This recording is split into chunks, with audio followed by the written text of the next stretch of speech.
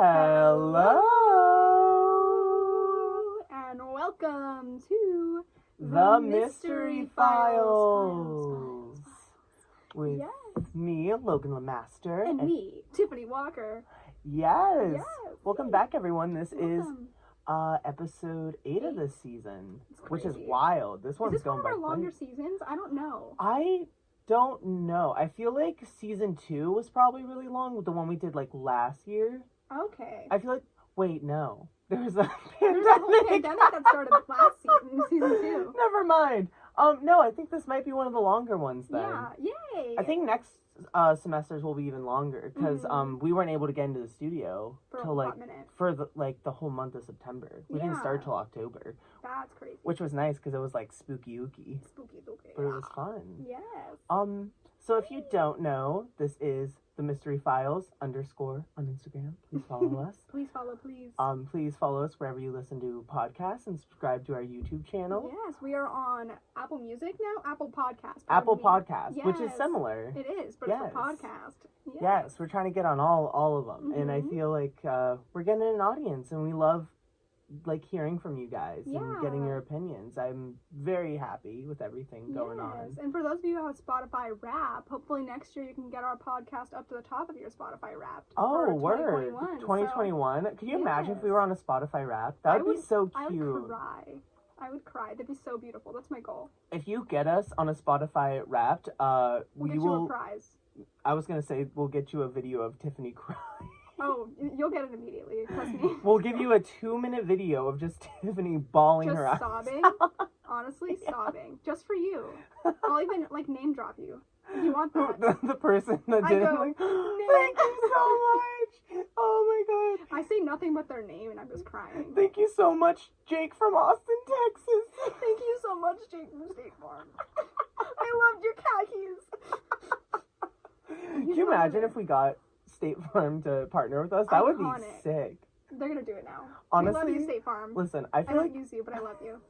I feel like we'd be perfect for a sponsorship because we could nonchalantly put it in there. We could tell a lot of bits. I know, it'd be perfect. It would be a 2-minute bit, and people would be like, "Oh, Logan and Tiffany are just doing their thing." And then actually, it's like, haha, that was the sponsorship. You never knew, did you? Give me the cash. We love so many people. You don't know who the sponsors are. We name drop too many people. Too many. We should be one of those people who starts getting a Patreon, and at the end of the video they name every single person. They go, ew, why'd you talk about all those people? Can you imagine? That'd be kind of iconic. I will be name dropping a podcast in this episode. Oh, really? Just as hey, listen to them, they seem cool. Okay. Yeah. So yeah, if you don't know, each week me and Tiffany cover a mystery, and one of us presents it to the other. Last week it was my case, and we did the Dancing Plague of 1518. My mind went, what was last week? I was trying to remember the year for a second, because I didn't want to say, because 1812 was not right, but for some reason 1812 is also in my brain. Maybe we did an episode about that. It's a popular year. I feel like popping in 1812. Yeah, they're having parties. They were bopping with another feet on fire. That's that's like the 2010s of the 1800s, just 1518. You know, it's not too good, but it's not too bad either. Yeah, 2010s. Yeah, I think that's beautiful. Iconic. But yes, so that was my case last week, and now this week it is Tiffany's turn. Mine, and I'm so excited. Doing our penultimate episode, since I believe. Wait. Yeah, next week's our last episode. Oh, sad. Oh. Is it actually? Yeah. Wow, I don't know. Yeah, because we only have another week, and then we go on Christmas. Yes. But it's okay, because we're going to be releasing the summer tapes as well. Yes, which we will be very good. Heck yeah, I forgot for a hot second. I mean, they're already on the YouTube channel if you're watching us there, but we're going to be releasing them on our podcast streaming. So. Yes. Also, I would keep your eye on our TikTok, because she's going to be thriving soon. The Mystery Files podcast. Please follow. Please follow. We're going to be really active there, hopefully soon. Hopefully for Christmas, we'll have some fun little things for you guys to watch to keep you in the mysterious mood. Yes. So, we want to be the gift that keeps on giving. And we'll keep giving. Trust us. Trust you. Trust. We will go to your house and be like, did you listen to the podcast that we gave you? And they go, oh, what's a podcast? The people that subscribe to us are like, what is a podcast? They're like 93. They're like, what's a podcast? I've never heard of it. I'm like, how am I not part of a podcast, Janet? I would live. This is such a weird side bit, but I would live if like there was just an entire retirement home that listened to us. I would live for that. Wait, oh my gosh, like next year, 'cause we can't do it now because there's a pandemic happening, but next year. Do a live taping at a retirement home? Yes! Oh my gosh, wait, we could literally go and ask them if they've ever like experienced a murder or like have like. We bring up all their past trauma. We go, hey, you don't have to talk about it, but like someone get murdered in your family. But like in a nice way. So like, have you guys ever had like any supernatural experiences? Like, have you ever been possessed before? What's the mystery? Tell us. Oh, you haven't been possessed? Ugh, whatever. Go to the one next door. Can you have your friend Barbara come over here for a second? We do like a table. Come on, they're old people. Since they're like really close to like passing. Stop! Like, You can't say that. No, but not We're gonna get haunted by an entire No, but listen, because they are older and closer to like passing. They probably have a deeper connection spiritually, so like they'd have a better chance of being connected. Actually, with the dead. that's not terrible because a lot because a lot of younger people and older people see a lot more than people that are like, I guess everything else is middle-aged in comparison. Yeah, for real though. But like you've only seen in movies like old people like see, oh, I noticed this happened on this day, and then like little babies will be like, Mommy, why is the devil in the corner of the room? Why is there a woman under my bed? When it's like, the woman is you that's like, please listen to the mystery. I am the woman. Wait, I need to like tell everyone the new talent I found from TikTok. Oh, you're, yes. You can't do the impression over this. Well, the people in the video can see. Guys who are over this little, ear thing, I learned this trick from TikTok to talk with my mouth closed, and it's so scary, and I love it. It is really scary. Do you want to hear it? Yeah, you should. Okay. You can't laugh, though. I know that much. I can't do it. So everyone who's actually watching, those who aren't watching, go to our YouTube and check it out. So yes, it sounds pretty good, too. Okay, so it'll be a nice ASMR moment, I feel like. Okay, I think this is the right words. We'll see. Okay. That is so scary. That literally the creepiest thing you've ever seen. That is so scary. Shout out to whoever had it on TikTok first. I literally just copied them, but I was trying to learn. So like, shout out to you. Don't remember your name, but you're amazing. So that is such a good party prank. Like you could do that at a party and no one would know. I could be a little ventriloquist gal. Stop it. But like scary. Let's start a side series where you are learning to be a ventriloquist. That's right. Yeah. That's the career goals. I can use the little dummy from Goosebumps. Oh, no, I'm scared. Slappy? Yeah, Slappy. I am terrified of Slappy. Understandably, it's kind of scary. We should do an episode where we review Goosebumps books, like a whole episode. That's amazing. It's not true crime at all, but TikTok page, perhaps. Oh, for the TikTok, we do need TikTok content. We do need some TikTok content. We do. Yes. So we review each book. I'm like, this one was pretty good. R.L. Stein. Great guy. Me on Facebook. I feel like we shout him out a lot on this show. It's probably like shout out to R.L. Stein. The couple consecutive episodes we've been doing that. So hopefully one day he'll sponsor us. Yeah. And be our friend. R.L. Stein on the True Crime podcast. I would cry. Lose my mind. I would cry. He just needs to shout us out once and we're sold for life. Literally. Just say our names. That's all you gotta say. Honestly, if he answered me once on Facebook, I should reach out again and be like, hey, you should listen to my podcast called The Mystery Files. We call you out all the time, Mr. Stein. What if he goes, no. He goes, no. And he's really stoic, so it would be really scary. Yeah. It would. Like, you just can read it in his voice, like, oh god, no. He's gonna be a lone child. Alright, so are you ready to get into this week's case? Forgot there was a case happening. Got very distracted by literally everything else. But this case was great. I feel the listeners of this show have gotten pretty used to side bits going on. They need the first at least 10 minutes of us just fun banter. We're a podcast you can listen to, and if you're not ready to hear us yet, you can be like, oh, I'm gonna go do the dishes. I'm gonna go take a shower. Okay, 10 minutes in, great. Yeah. We just start putting in the description. Podcast starts at 10 minutes. What is it? The intro is 10 minutes. Some people have an actual thing on their YouTube. Oh yeah, I've seen that recently. Little thing that says intro, and then maybe we should start doing that. I've seen that. We have to figure out how to do it. I'm not exactly sure, but it seems nice. Yeah, that would be kind of cool. I've seen that too. I really like those. I don't really skip through videos like that, but it's nice to have an outline of what I'm reading, watching. Same difference. It's perfect. Or listening. Or listening for little podcast people. Alright. Okay, drum roll. Are you ready? Monsieur. I'm ready for the drum roll this time. Okay. This week on the Mystery Files, we present urban legend of the government's mind-controlling arcade game. What? Polybius. What? Arcade game? Yeah. I'm excited. It's one singular arcade game. But One singular. What? it's called Polybius. Yeah. Oh, I'm excited. Yeah, so it's the twisted tale Government of Polybius, conspiracy. the world's most dangerous video game. Mm. So isn't that kind of fun? Today I was like, you were sort of like weaving into the idea of how creepy this was, kind of when you were watching that weird glitch show. And I was like, don't say anything, because it was like Video Game Central, and I was like... Well, that is so cool. I'm watching this show right now called Glitch Techs on Netflix. Highly recommend, but it's basically just a video game that could have cartoon. been a sponsorship. It could have been Netflix. That we should get a shirt that says "could have been a sponsorship." Could have been a sponsorship, but it wasn't. Oh my gosh. I'm excited. But yes, beautiful show so far.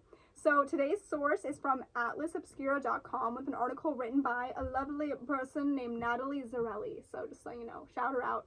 Beautiful human. Shout out to Natalie. Shout out to Natalie. Okay, so focus your ears on in, get all cozy, get that cup of coffee, get that cup of tea, get that anything that makes you happy, and get cozy and get ready. I'm ready. So, I feel centered. In a suburban arcade near Portland, Oregon, in 1981, a dull digital glow bounced off the faces of teenagers who clutched joysticks, immersed in the game. Tiny lines and dots danced or exploded with high-pitched beeps across them all, but one game cabinet, Polybius, drew the longest lines. So there's a real fancy game who's getting all Portland, those lines in here. Oregon. Yeah, kind of fancy. I mean, I feel like, you'd only get to play video games there. It gives me, like, Hawkins, Indiana vibes. Okay, yeah. It's in the 80s. So Yeah. It's very colorful and fun. So, gamers who tried it couldn't stop playing and began acting oddly. They were nauseous, stressed, had horrific nightmares. Others had seizures or attempted suicide. Many felt unable to control their own thoughts. It was only later that they recalled how Polybius was serviced more often than other games. Men in black suits often opened the machine every week, recorded its data, and left with no inserts in its coins. So soon after it appeared, the mysterious arcade game vanished without warning, taken by the men in black suits, leaving no record of its existence. What? So it's creepy because it's like giving all these people these different side effects, and like these creepy like men in black would just come to take the data. Like they didn't take coins or anything. It was literally just like them taking the data off of it. And then it just like they just took it out of like everything. Ew. That feels like, maybe I'm jumping way too far ahead, but that kind of feels like how like our phones kind of like take our data too. Yeah. Like maybe that was like one of the first inklings of getting data on people. Like it's just uncomfy, especially with all these people having these different like side effects of the game. It's like, what were they like plotting? I don't know. So these were like, this was like an arcade, like obviously like for kids and stuff. Like kids were going here and like these side effects were happening. Like think those like big boxy games with like the... Why wouldn't the owner like be like, oh, this is doing that, unless they're paying big bucks. Then again, I think it was throughout Oregon. It wasn't just one singular arcade. Okay. I think it was like a popular... So it was like an arcade. Area. Yeah. I don't know what they're called. They're like the booth things. Like I know what you mean. Like it's like one arcade console. Yeah, it's that like a everyone big goes like game. to. Yeah, like a big arcade. Yeah. Mm-hmm. Oh wow. So it's just everywhere. Yeah. Ooh. And then they just kind of like vanished. No what if it was record. like a trial test? Ah, I'm scared. Okay. Okay. So that's the story at least. This legend is one of the big unsolved mysteries of the gaming world. Though most concede that the game never existed, it's since become an urban legend on gaming and conspiracy websites in the internet horror wiki Creepypasta, and like all good stories, it's kept alive by its fans. And there was one Creepypasta story that had this to say about the legend of Polybius. So it says, Polybius is an urban legend about a rare arcade game released in 1981. The game was created by a mysterious company called, I'm really going to butcher this name, it's Senelation. So it's German. That feels right. That sounds right. Okay. So it's German for sense deletion, and it was a puzzle / shoot 'em, somewhat like Tempest. Shoot 'em game. So it was released in a few suburbs of Portland, Oregon. It was supposedly very popular, with people forming long lines to play it. However, players reported strange things about the game, such as hearing a woman crying and seeing grotesque faces out of the corner of their eyes. Players would also have nightmares, experience nausea, headaches, blackouts, or even amnesia. Some even committed suicide. Others stopped playing video games altogether, and at least one of them became an anti-video game activist. What? So there's some different stuff happening with all these people who had played this game or supposedly played this Someone game. who was like a pro gamer became anti-video game because of that. And like someone like ended up like killing themselves, and like there's like a bunch of things associated with the idea of this game. The thing that creeps me out the most is like the idea of like it being in the corner of your eye. I like, hate that. Corner of your eye stuff is like the scariest because it's like you feel like something's there, but then you look and there's nothing, and you're like, yeah, how did I goof this so bad? Oh gosh. So according to one owner of an arcade, men wearing black suits would often come to collect records of the game, as we said before. So they did not take any money, simply data on gameplay. Because of this, the leading theory is that it was some sort of government experiment using subliminal messages. So the game remains in obscurity as around one month after its release.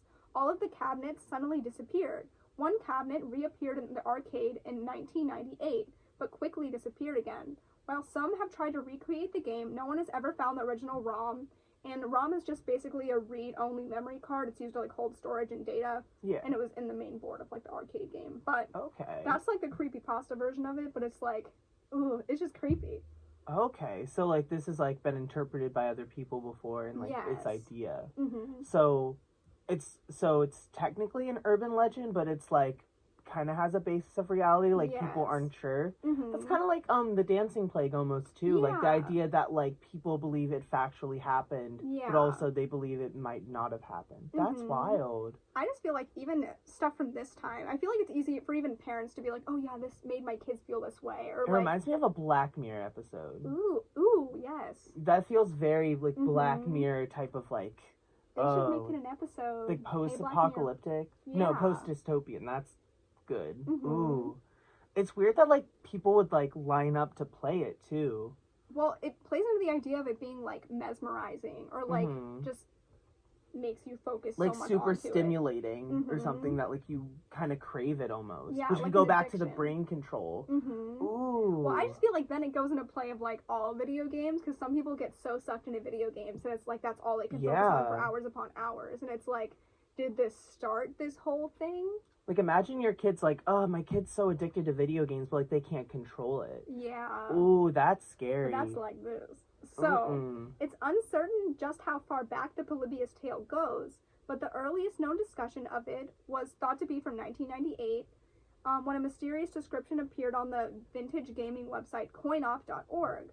So the current entry for Polybius states that the game had a very limited release, 1 or 2 backwater arcades in the suburb of Portland.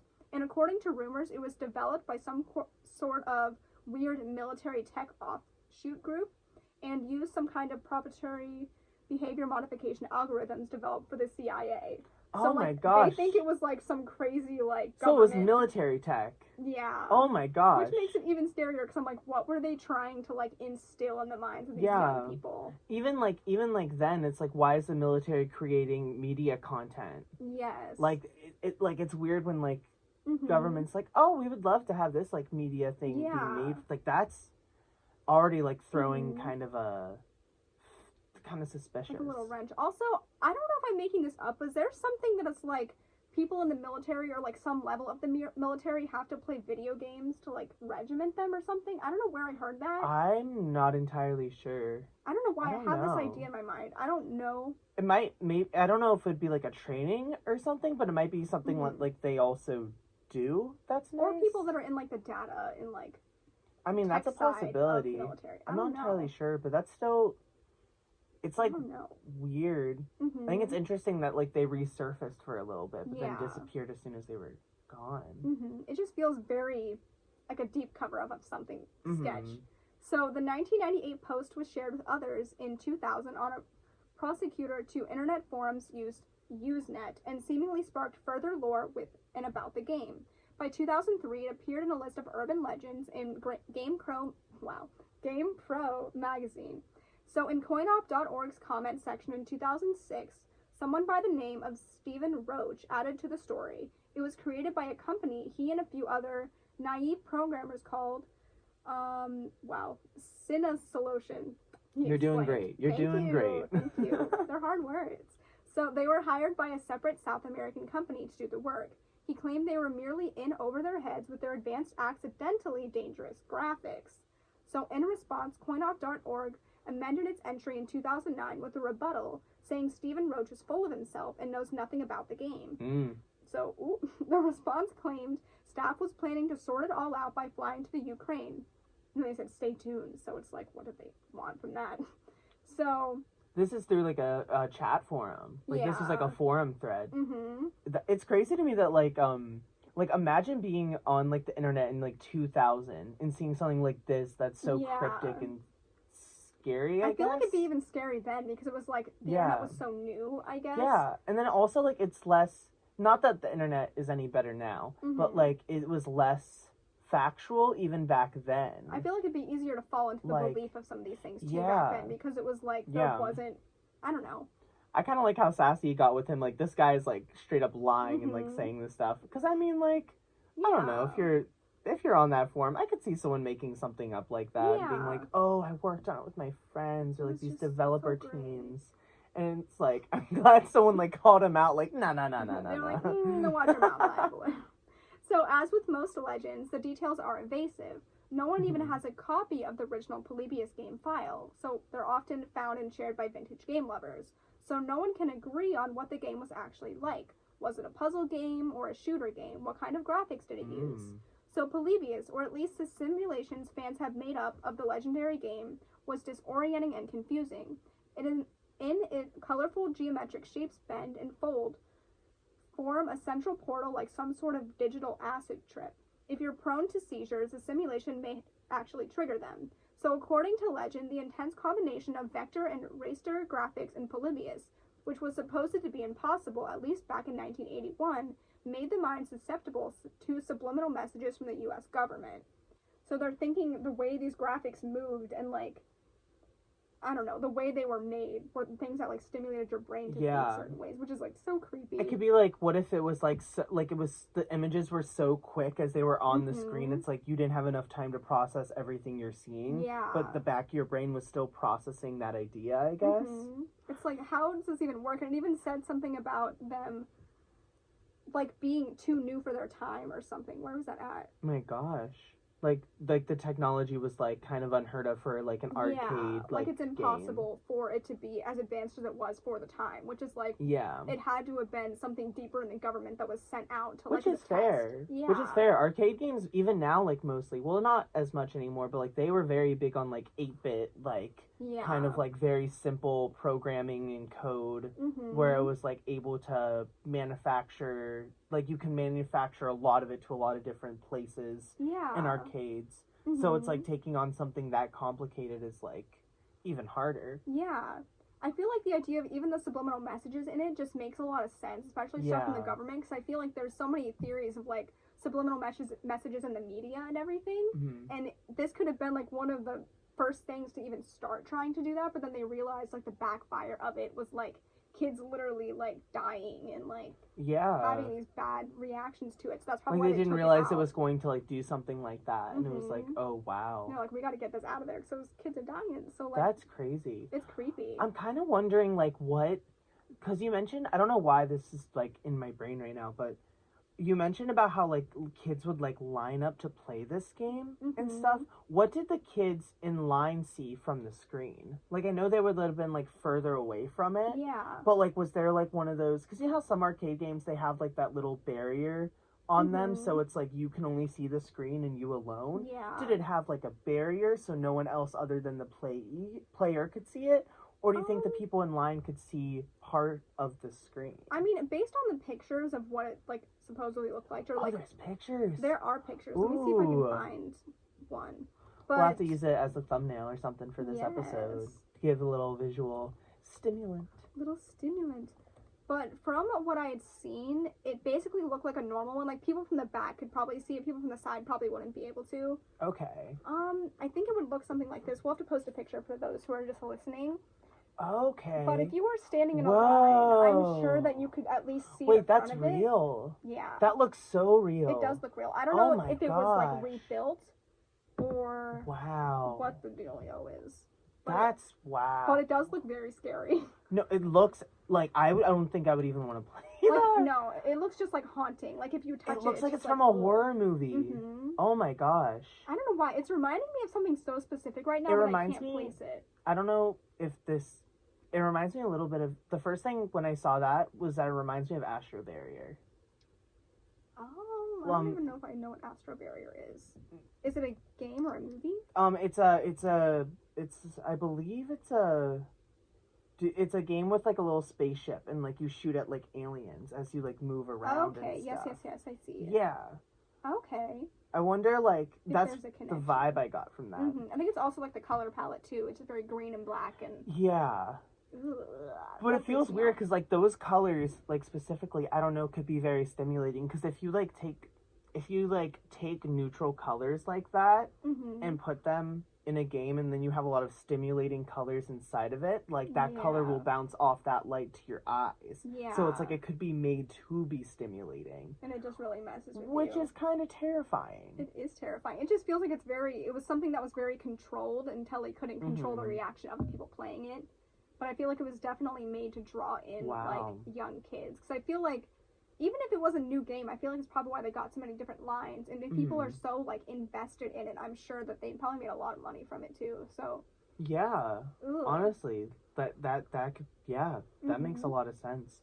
I also like that you said it was in like that Gamer magazine in 2006. Yeah. Like that's crazy that it was like this big of like a like legend or like controversy at the time. Yeah, and like even though it was taken away, like people are still like talking about it to this day. Like some people like all of like the visual graphics are based on what people remember from it or what people thought it was. Oh, like so drawings and stuff so or like it's not necessarily made up. Like some people are like, "Oh yes, this is what the game looked like," or that's wild because from what I know of Lost Media specifically, because this is also really fun for me because I love Lost Media.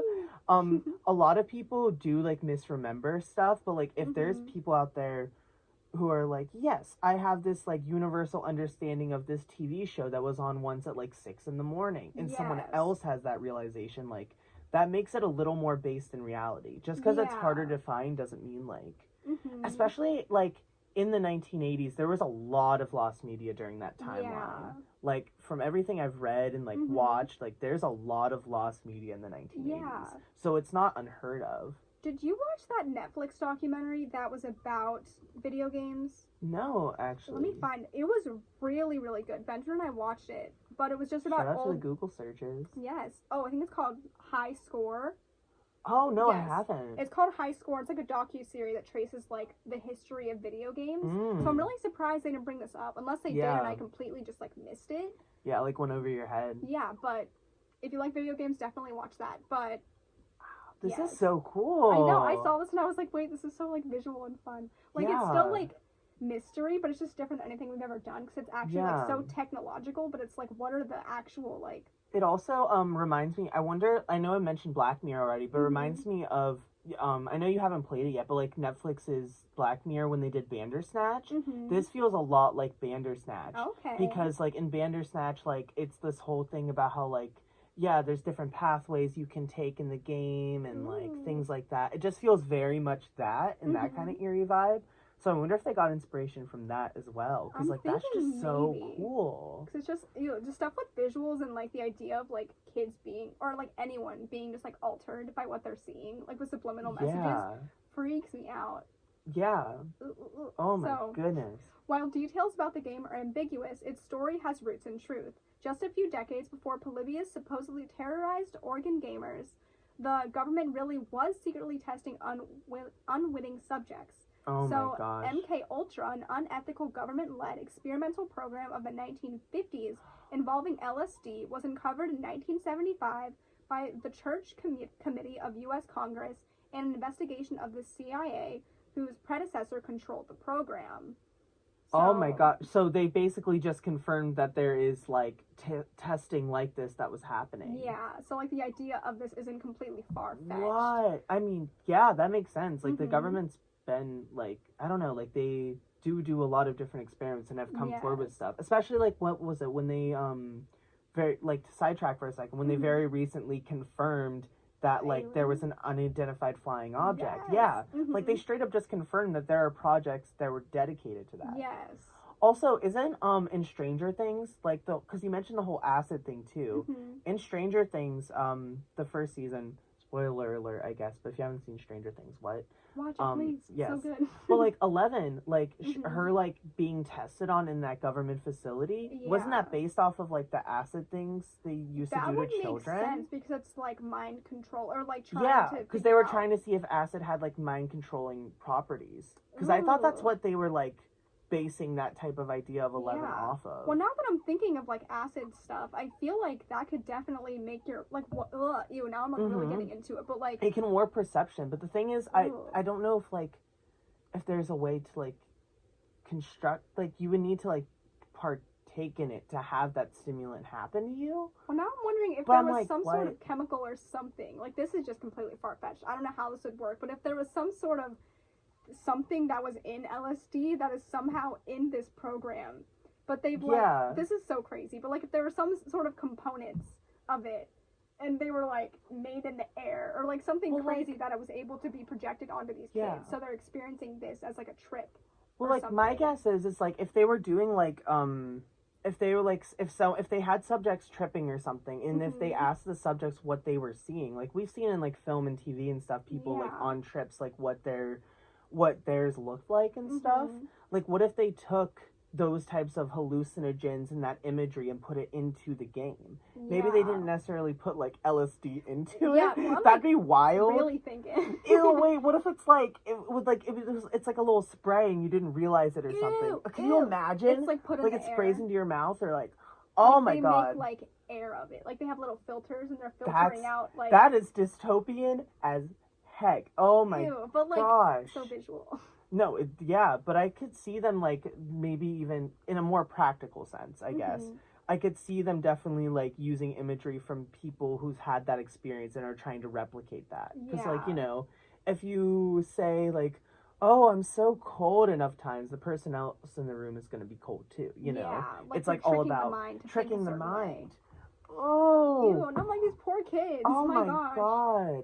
Ew, so. But what was the benefit of that? I don't know. It must have been something to try to figure out, like, I don't know, just mind like control if they could control the masses? Yeah, if it was possible. But the fact that it affected these, like, people this strongly is concerning. I'm like, it must have been something that was just completely, like, terrorizing. Ugh, I hate it. So, many of the MK Ultra subjects did not know they were part of the tests, all designed to explore brainwashing and confession techniques. Despite an attempted cover-up, a cache of 20,000 documents were revealed in 1977, and more information was declassified in 2001, showing over 185 researchers in 80 institutions participating in experiments with mind control, resulting in terrible effects on the research subjects. Oh my god. So this is all happening in, like, government facilities with, like, certain testing they're doing, but I'm like, it's very possible this could have also been happening in the realm of this game. So reports of injuries from video games actually happened too, though from entirely different and real arcade games of the time. So a newspaper from the Portland area at the time reports that a 12-year-old boy named Brian Morrow got sick after drinking Coca-Cola and playing Asteroids for 28 hours. So an arcade representative said that they were massaging his hands to keep the kid going. So he was going and like people were like helping him still continue playing the game. Oh my god. People are playing hard. So another boy at the same arcade on the same day experienced a seizure from Atari's game Tempest, a puzzle game with fast-paced, disorienting graphics that Polybius is frequently compared to. I was actually going to mention the Tempest too. Like I was thinking about that. Oh wow. So like they're saying these games had these effects. So like that's stuff that's like actually real. Like you can go back and be like, yes, this game did that. But like Polybius did so many things. I was wondering too, does this game also have like a leaderboard or something? Because if it has a leaderboard, that also plays into addiction. So if like you keep, because you said the thing about warming up the hands. Yeah. What if he was trying to beat a score? Like that could be a thing. It's very possible. When that happens like all the time. Competitive edge. It's like, okay, you gotta keep going quicker, better. So if like you're already trying to do mind control and overstimulate the brain, and you're throwing in competition into it, that's a recipe for disaster. Yes. I feel like. I would assume if they were trying to get like these certain results, like why would his friends help him keep playing the game? If like like, that wasn't for Polybius, I don't think, but either way, like, these kids are, like, addicted to these games. Yeah. But it's just weird that it would, like, escalate so strongly. Okay. Yeah. That this game would give people these same results. Yeah, that's why I'm, like, curious if they put a leaderboard on it, because if you add a competitive edge to anything, there will be people who, like, have like addictive traits with it, because like we've all had it, like me with like Yu-Gi-Oh or something. It's like, no, I must be the best. That's a Pokemon thing, but anyways. But it's also just like obsessing over the thing and like keep playing. It's like when you binge watch a show. It's like you want to get better, you want to know more, like you just can't stop until you get the results that you're looking for. Yeah. There was one thing that stuck out to me on here. Let's see if I can find it. Oh, so there was, back with the MK Ultra subjects, it also talked about it being like needing it for confession techniques. That like creeped me out. So it talked about needing it for brainwashing and confession techniques. So I'm like, what were they trying to get out of these people?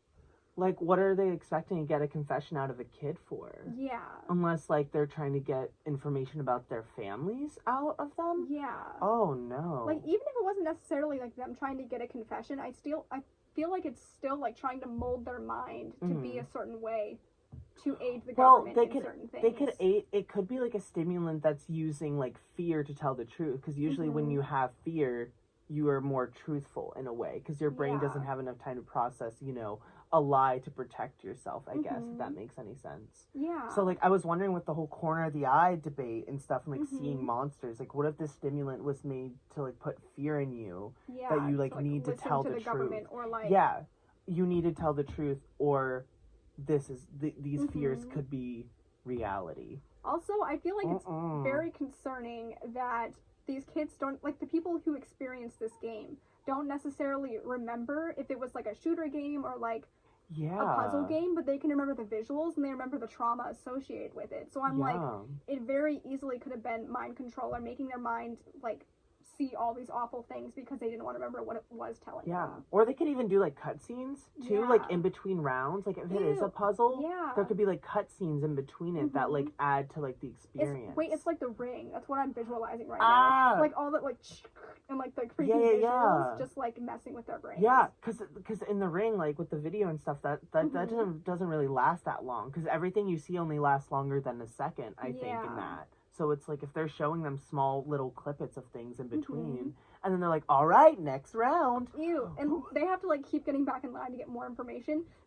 Oh my god. Gross. Makes me want to throw up. Oh my god. Like, they only get the snippets of information the government wants to tell them in a small amount of time, and they have to get back in line for all the kids, and it's so creepy. Oh my gosh. I love it. So, reports of injuries from video games happened. And even the government video game connection is real. So the Army and this is where I think I read it actually. So even the government video game connection is real. The Army and the Marines have and still use video games to train soldiers. Oh, so you're right. So you were extremely right. Yeah, I don't think I read it in this, but I heard it at some point. I was like, what? So what's more shady is the shady arcade owners sometimes dabbled in illegal gambling. So the FBI may have actually been walking around arcades and checking machines for evidence of the gambling happening in these arcades. So it's not as fun as the idea of, like, controlling the minds of children. But more fun though is like, hey, you have to comply with the government because we know a thing about you, so you have to let's put this in your arcade. Like, it just makes sense. And it's like a gag order, so that it's like, I mean, you were doing illegal gambling. You wouldn't want to go to jail, were you? Well, now I'm thinking, wow, this is, like, really a big flashback to our Diner Mafia bit.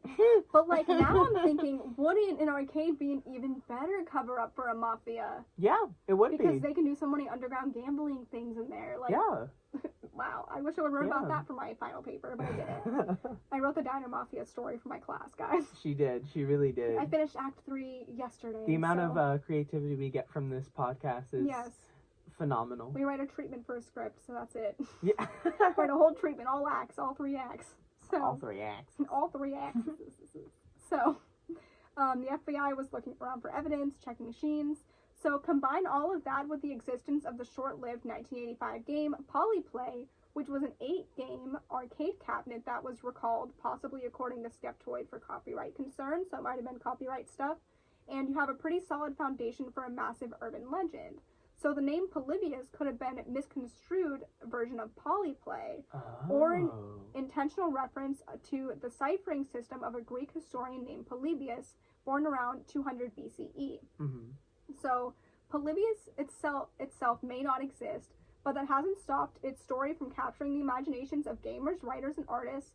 So The Last Starfighter, a 1984 movie in which a man in black recruits a teen for his epic video game skills, might have been influenced or was influenced by this urban legend. Oh my god. And then in a 2006 Simpsons episode called Please Homer, Don't Hammer 'em, it shows Bart next to a Polybius cabinet and with a property of the U.S. government stamped on the front of it. So the Simpsons obviously calling stuff since day one because they're the they've Simpsons. been doing that. And then a series called Doomsday Arcade by the Escapist magazine is based on it. Blister Declassified, a 3-part series that was supposedly focused on Polybius, was canceled before the 3rd installment could be released. And there's even a t-shirt in a 2015 Kickstarter campaign for a Polybius documentary was in the works, but unfortunately didn't get the necessary funding, so it wasn't made. But they did have t-shirts for it. Wonder why they weren't allowed to talk about it. Because the government shut them up, as they do. The government listening to this podcast right now? They're gonna, guys, if this podcast does not get posted because the government came after us, is this the last you hear of us? We love you know what happened. Go watch our old videos, guys. Give us some Oh yeah, please give us a... Please subscribe. If we disappear off the face of the earth, give us a follow. Yeah, keep our legacy alive, guys. Yeah, keep it alive. We'll put you in charge of the TikTok account. Make it really come alive. I'll send the password to a trusted fan. Figure it out. You'll be fine. We have enough lingo, you've heard enough. You have the bits. Just go out and do it. Yeah. Yeah. And we got some actors in the group. They'll figure it out. Well, just dress like us. Stop, it's like the Avril Lavigne thing, where it's like they try to be us. They're like, oh yeah, we're Logan and Tiffany, haha. You know, it's like the off-brand versions of us. That'd be so weird. Generic version. Wait, can we... Listen to me now. Stop it. Can we please cast off-brand versions of ourselves to show up for one of the shows and see if anyone notices for a hot second? A whole episode. How funny for a would whole that be? episode. A whole episode. Or they switch in the middle or something. Or they say, welcome to the Mystery Files, and then they leave. I won't say no, but I won't say yes either. Because I want to play with surprise. Or we can just have them sitting behind us and they're like, why are there 4 of them? Oh my everywhere? God. Stop it. But that's kind of iconic. When the Halloween pandemic's, special part better, 2. It's coming. It's brewing, guys. I'm literally so excited about this idea. I just need it for myself. I need it. So, God. Polybius never seems to completely go away. Some online members of the Vintage Arcade Preservation Society claim to own it. One lists the serial number as 666, devil's number. The photos... That's dramatic. That is dramatic. Ooh, the serial number is 666. So, the photos of unknown origin of its screen and cabinet bounce around the internet as proof that it exists, and every now and then a supposed sighting of the cabinet shows up. So every once in a while someone says, oh, we have this What if it, moves? What if the cabinet walks around? We leave the studio today, it's just, outside on the street. Mm-hmm. We're like...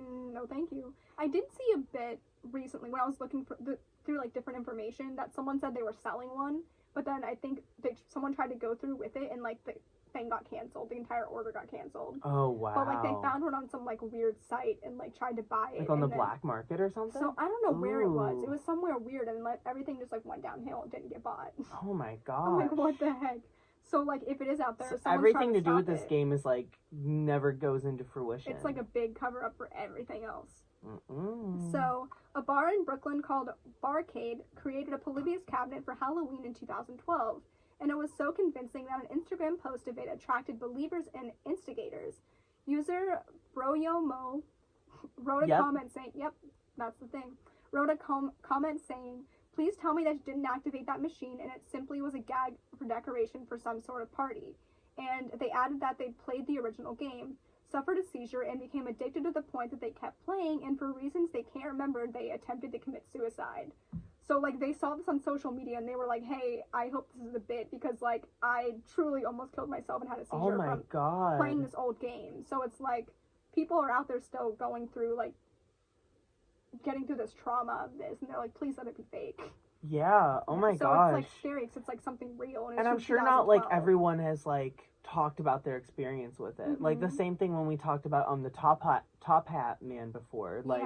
People have that shared experience, but doesn't mean everyone always talks about it. So it's even possible he had this triggering memory. Mm-hmm. That's Wow. And even because they're young, like, they might not even realize what the source was initially. Oh, yeah, depending on their age. Yeah. Like, if you were, like, a parent and you, like, let your, like, I guess 6-year-old run around the arcade to, like, get a couple hours of relaxation, you know? And then they realize they have all this trauma associated with it, and they're like, oh, like, please let that be a joke, because that's not funny. So it, like, really makes it seem This would be realistic. a really good, like, documentary or something, like, if you had, like, people come in and talk about it. Yeah. I'm sad there's not anything with that. That's there might be. Oh. We'll see. All right. So, okay. while many believe it to be an urban legend or hoax, the story of Polybius still remains a mystery. So that brings me to a little shout out for this week if you're interested in learning more about this case. So I wanted to give a shout out to 2 podcast hosts named John Fruchette and Todd Luoto. So I've yet to listen to their podcast, but while researching the case, I found that they covered this story in extensive detail in their podcast. So if you search their podcast, The Polybius Conspiracy, you will find a 7-part documentary series for a podcast following this urban legend, and it is told as a hybrid documentary and, like, fictional story. Like, in a podcast setting? Yeah. Oh, that's really cool. Yeah, so when I was looking up stuff about this, I kept getting stuff about this podcast, but this obviously was from a different website. Yeah, but, like, yeah. this podcast kept, popping up, and I really wanted to listen to it. That'd be really cool. So, yeah, I know you probably had fun here, guys, but, like, please go check them out, because it looks like a really good, like, documentary, like, podcast type thing, so. If you're listening to this on YouTube, we can probably put, like, the link in our description. Yeah, that's it's really The cool. Polybius Conspiracy with John Fruchette and Todd Luoto. We can put it in the description for this episode, too. Yeah. Oh, that's perfect. awesome. But yes, that's the end of my story. But I feel like you should definitely check out theirs too, because it seems like it's really in depth. So, yeah. Wow. That's all she wrote. So, what do you think? What are you kind of leaning towards it really was? Was it real? Was it something people made up? Like, what's your sitch? I think it's real. Oh, yeah. Definitely. I think it's real for sure. I'm a big, like, especially with how many people have, like, talked about it and have, like, seen the game. Like, I don't know. Like, yes, I mean, we talked about it last week. There are people who, like, take fiction and run with it because it's better than reality sometimes. But, like, especially with, that fake game being made and that guy freaking out and, like, all this stuff. And then, like, other people saying they remember what the game visually looked like but couldn't remember, like, what it was in that way, especially as kids. That makes a lot of sense. Like, if you're having that shared experience, that does happen. I don't know. Yeah, I think it's true. I think it, I don't know. I feel weird because I don't know if, like what they would do with mind control with it, like how they would test it. Like, I don't know if they were necessarily trying to get information from the kids that went to that specific arcade, but I do believe it could have been a beta test for something that they would have used behind closed doors. Yes. Which I think is, like, really, really creepy, and it's terrifying to think that, like, they created something so overstimulating that all these side effects had happened. Yes. I believe it 100%. I think it is government. Because that has happened before with subliminal messages and then also kind of like propaganda. So I wouldn't be like out of the ordinary for them to think out of the box and being like, let's create a video game. Especially like you said, if like the military also uses like shooter games to like help train their military men. Yeah. That's just wild. I think I just believe what everyone else believes. Like, I don't think I think it's really, really cool. This is such a fun one. See, there were some people on the internet that were like, oh, it can't be real. But I'm like, that's not really fair for someone, like a random person on the internet to say it's not real, because I'm like, people are clearly still experiencing trauma associated with it, and you can't tell them their trauma is not valid. Like, either way they saw a game, if they think it was this one, like, it helps build the idea of the Polybius urban legend, but like, either way, there was a arcade game closely related to this, and people are still having trauma too, so it clearly was something deep. But I do think, personally, that it probably was something mind control related. So I feel like they could even like done these subliminal messages and like testing and everything just to see if they had the power to mind control in a way of regimenting kids to like keep going back to the line. Got you. Just as like a test to see if young minds can be like molded a certain way. Like have their minds start to understand a pattern and how they execute that pattern. Because it didn't have to be anything too deep. Like, I feel like it would be crazy if it was like complete mind control, like go get peanut butter from the kitchen, or like something stupid, like they could control. But that does way. feel a little more like fiction, narrative movie type of like, stuff, which not, is fun. And that probably wasn't likely for a first like demo of like blind test subjects out in the wild. It was Yeah. probably like, oh, can we regiment these kids to have these patterns, or like Oh, do that's certain so things, cool. or like the way they played the game was probably like, okay, how do these kids think? Like, how can we find a way to mold their minds to think a certain way? Like, it could have been Yeah. something as simple as that, but either way, like, the Wow. things that people experienced after playing this game are scary enough that it's like, it definitely was real for someone, and that's real enough for me to believe, so, yeah. No, I'm 100% on board with this one. Yes. I am on board. You see, at first, I couldn't it. find a lot of information for this case, and I was like, oh, maybe I'll make it a mini mystery, but I was like, no, I want to do this case, so I was like, really trying to find it. Honestly, for fun. any case like I find or anything, like if you look deep enough, there is evidence to back it up. Like no case I think is too small. Sometimes like because like even the Dancing Plague, like I was worried. I was like, oh no, is this gonna be too short? But it wasn't. Like I was able to find enough. The experiences of people and like, stuff related to it is enough to like. You just gotta dig, and I think that's more fun. Like I like this. Is. I like that. This is like less talked about, but it's also like very popular in a way. Yeah. Like a very popular urban legend type of story. It also just really reminds me of the X-Files, and I know that I say that a lot, but like just the idea of the government trying to control or like I don't know, mend the minds of young people, or just like really crazy stuff the government's trying to take control of, and like conspiracy of it all, and like ooh, I love it. It's so cool. Me too. Yeah, but as of now, I really do think this is a mystery. Thank you guys so much for watching. We will see you next week for our season finale. And we'll be doing my case. I'm gonna have to pick a flashy one. Yeah. Oh boy. Little vibrant boy. All right. We'll see you guys later. Yeah, see ya. Bye.